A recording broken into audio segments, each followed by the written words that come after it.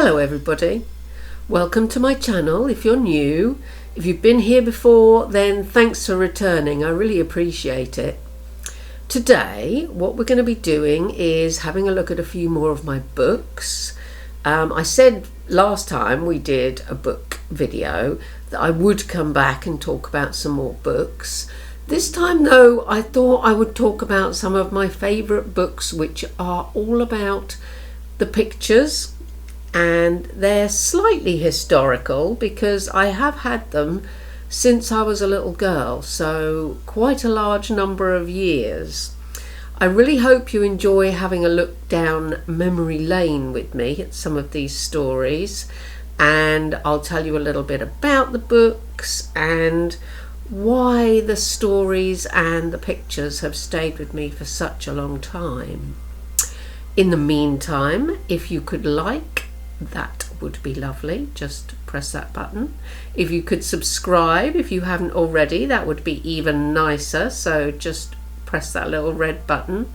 And at the end, if you think, goodness me, that was interesting, or even if you just like listening to me witter on about nothing in particular because my voice puts you to sleep, which is what some people say, and I take that in the spirit it is intended, which is good, then feel free to buy me a coffee, and the link to my Ko-fi channel or page or whatever you want to call it is in the description. So without further ado, let's talk books. So this is the first book that I'd like to show you, and it's Some Stories by Hans Christian Andersen, and the book itself is copyrighted 1968. So if that's when I got it, I would have been 6, almost 7, and as you can see, it's a beautiful picture book, and a lot of the stories are very sad. A lot of the pictures are very beautiful, but a lot of the pictures are really quite haunting.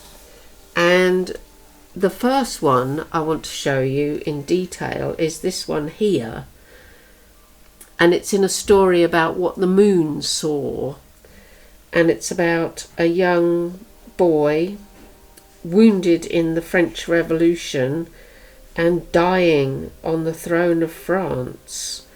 And when I was a child, this image of this boy just dead and bleeding on a throne with the moonlight coming in the window onto him just haunted me. It's a very beautiful picture, I think you'll agree. Another one, we have the little match girl, barefoot in the snow, lighting her matches to keep her warm before she dies. A lot of people die in this book, and there she is joining her grandmother in heaven. Now, one of my favourite stories is this one, The Red Shoes. And here we have a girl who's so vain that she wants red shoes to go to church in, purely so that people can see how lovely her shoes are. And the shoes take over and start dancing and will not stop. And here she is dancing through a graveyard at night with an angel holding a sword threatening her, and her clothes are all ragged for she hasn't been able to stop dancing. And here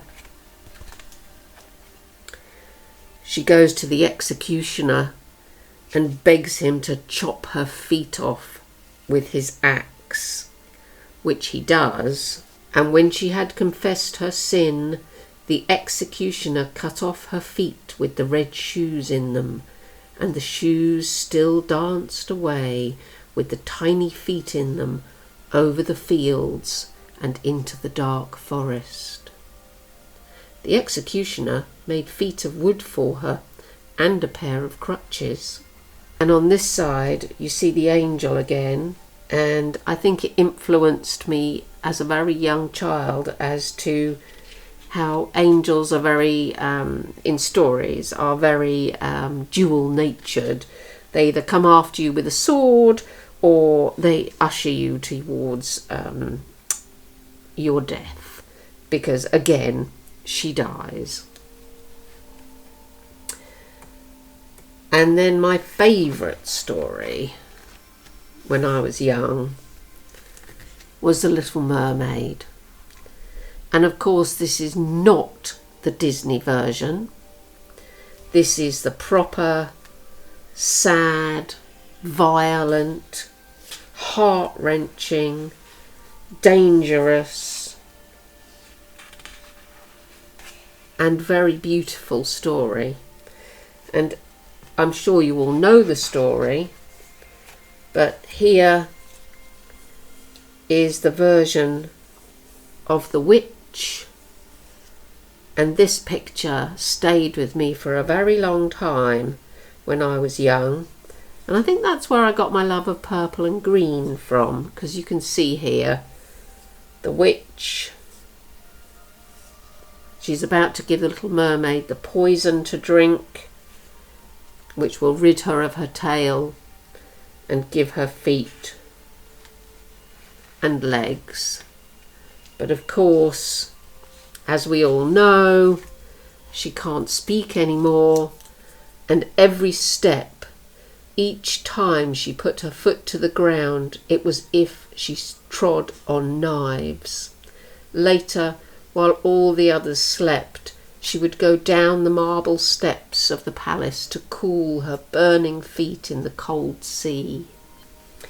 And here's her sisters with all their hair cut off. I remember this picture very well. They've cut all their hair off to give to the witch, to give her a dagger, and if she uses the dagger to plunge it into the prince's heart, and the blood from the prince rushes over her feet, then she'll turn back into a mermaid again.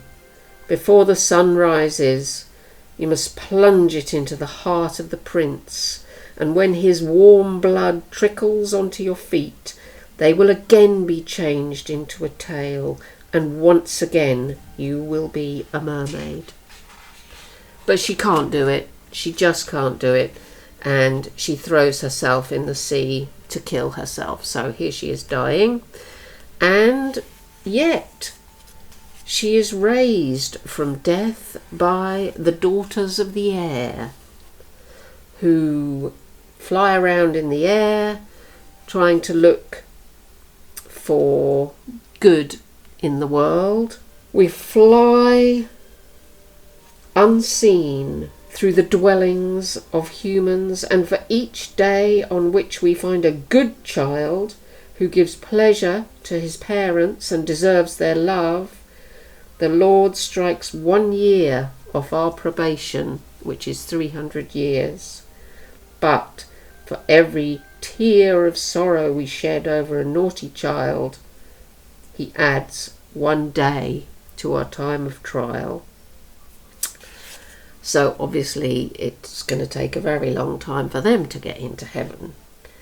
And that is just a few pictures and the swan prints on the back from the Hans Christian Andersen book, 1968.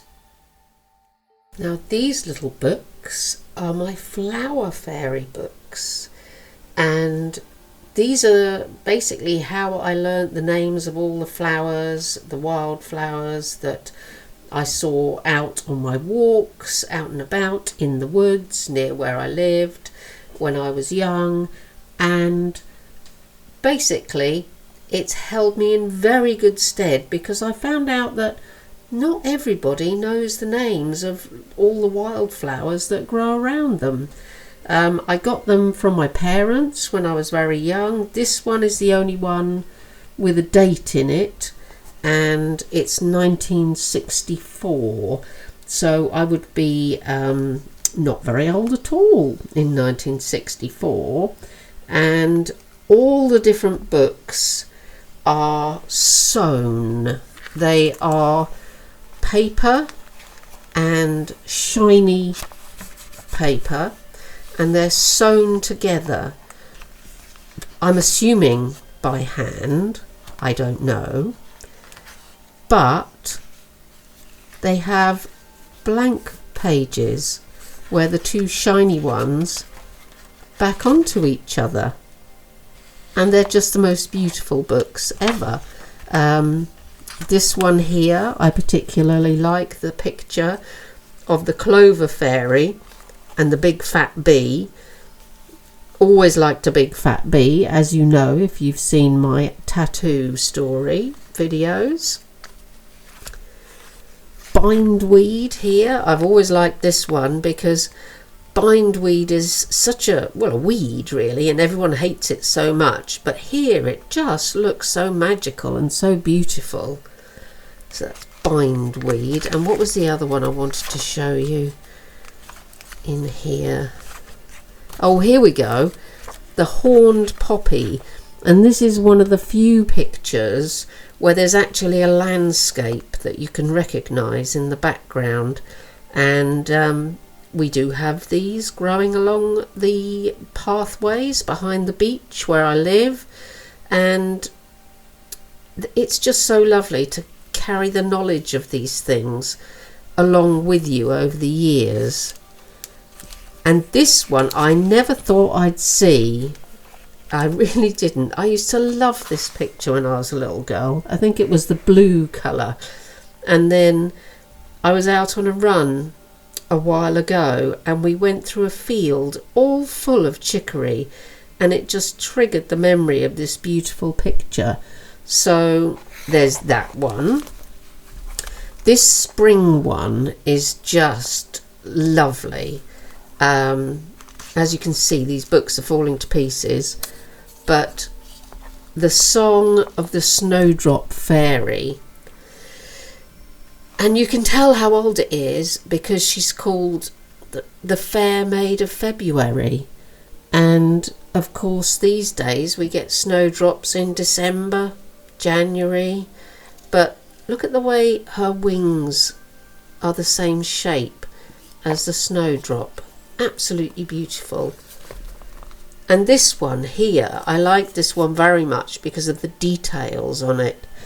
There's the shepherd's purse fairy, and he's actually got his little purse here, which of course is a mirror of the seed pods of the plant. And I just like the fact that he's got little sandals on as well. I don't know why, but I always liked that. And then over here we've got the daisy, and it's just so simple and so, I don't know what. I'm sure you'll let me know in the comments, but come to me and play with me. I'm the baby's flower. Make a necklace gay with me. Spend the whole day long with me till the sunset hour. Just beautiful. And here, this plant, which if you are lucky enough to live in the countryside and you walk anywhere marshy or wet or boggy, you'll see lady smock quite regularly, I would hope. And look at her beautiful wings. Aren't they just lovely? So that's the spring one. The alphabet one I absolutely adore. Now when I was little I wasn't so sure about this one because it just looked very boring, and the fairy didn't have a very exciting dress on, and I thought, well, that's my name letter. That's not very exciting at all. But now I'm older, I can just see the sense of what the little poem is trying to tell us when it says, in the heat of summer days with sunshine all ablaze. And you can now see in the picture that it's so hot that the little fairy has barely got anything on, and the fragrance is what the picture's all about. So I now love this picture dearly. And then the other one I love, and somehow I managed to get a candle holder with this printed on the outside. the lily of the valley, one of my most favourite scents. And we actually bought some lily of the valley oil recently when we were attempting to make our own perfumes and colognes and things, and it's just one of the most beautiful scents that you can ever smell. And the last one I'm going to show you is the trees book, because there's a couple in here. The lilac fairy, obviously I got my love of purple at a very young age. And as you see, what I said before about there not usually being a landscape, you just usually get sky or not very much else, and that's what you see. But then here you get the willow fairy, and you get a sense of a lake in the background, and of course she's got dragonfly wings. It's just the most beautiful detail, and I love this very much. I've got a big willow fairy in the back garden, which I may or may not show you a picture of. So yes, always meant a great deal to me, that picture. Also, in the poem, she says, "Over the water I lean all day, where the sticklebacks and the minnows play." Now, how often do you hear the word sticklebacks these days? Not very often. We used to catch them all the time when I was a child, and we played in the streams and rivers catching little sticklebacks, but a word not very often used. So those are my very early 1960s Flower Fairy books. Well, thank you very much for sticking this far into the video, if you have. I hope you enjoyed that ramble through my bookshelf, as well as that ramble through my memories, and I hope you enjoyed what you saw. Again, please take care of each other. Please think about all the flowers that you see when you're out and about, whether you're in a park or a wood or a meadow or even a city. Lots of plants can seed themselves around cities, and see if you know how many names you can actually name. Right, well, kiss those pets. Keep being strange, everybody. Just as long as you can do that, you know you'll be fine. See you next time. Bye for now.